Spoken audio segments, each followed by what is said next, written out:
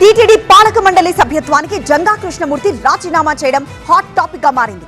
నేరుగా భానుప్రకాష్ ను టార్గెట్ చేస్తూ జంగా కృష్ణమూర్తి విమర్శలు చేయడం చర్చనీయాంశంగా మారింది. చేతికందిన స్థలాన్ని లాగేశారంటూ ఆవేదన వ్యక్తం చేశారు ఆయన.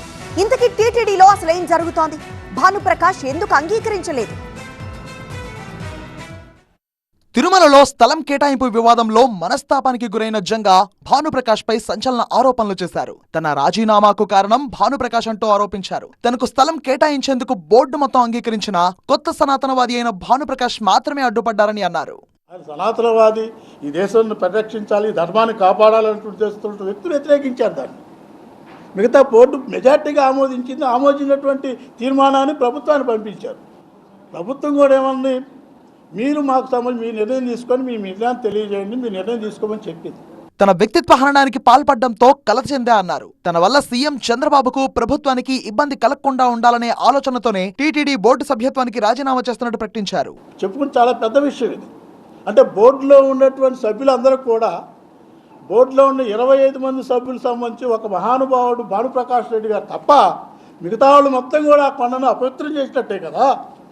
నేనొక్కనే కాదు కదా, ఆ అందరికి. కాబట్టి అలాంటి అపనిందలు కాకూడదు. నా నుంచి ప్రభుత్వం కానివ్వండి, బోర్డుకు సంబంధించి కానివ్వండి, చంద్రబాబు నాయుడు గారు మా ముఖ్యమంత్రి గారికి సంబంధించి కానివ్వండి, నా వల్ల ఎలాంటి ఇబ్బంది జరగద్దనే ఉద్దేశంతో రాజీనామా చేస్తున్నారు. తనపై అసత్య ప్రచారం చేయడం బాధ కలిగిందన్నారు జంగా కృష్ణమూర్తి.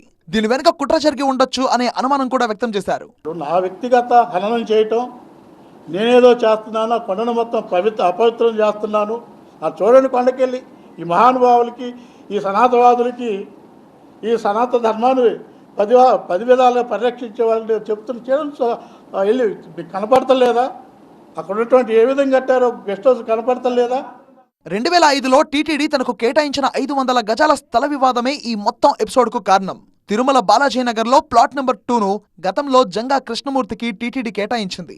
నిబంధనలు పాటించలేదన్న కారణంతో 2006లో ప్లాట్ రద్దు చేశారు. ఆ ప్లాట్ను రీఅలాట్ చేయాలని కోరగా ఇటీవల జరిగిన బోర్డు మీటింగ్లో జంగాకు స్థలం కేటాయించాలని నిర్ణయం తీసుకున్నారు. స్థలం కేటాయింపుపై విమర్శలు రావడంతో ఆ ప్రతిపాదనకు బ్రేక్ పడింది. దీంతో టీటీడీ బోర్డు సభ్యత్వానికి రాజీనామా చేశారాయన. జంగా వర్సెస్ భానుప్రకాష్ ఎపిసోడ్తో తిరుమలలో అసలేం జరుగుతోందనే చర్చ మొదలైంది.